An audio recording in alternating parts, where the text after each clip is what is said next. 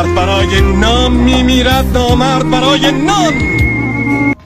کوروش شاه جهان، مردی به مشت و لگد نیست، به شرفه که تو نداری. مونی گرفتی؟ اسدالله خان اصلا واسه چی اومدین جلوی من نشستین؟ آینه درد شدین. دروغ نگی، کسی را اذیت نکنیم، خیانت نکنیم. که دوباره بشی مثل اون روزا چی میشه؟ یه چیزی رو میخوام بفهمی، ناموس رفیقم ناموس خود منه.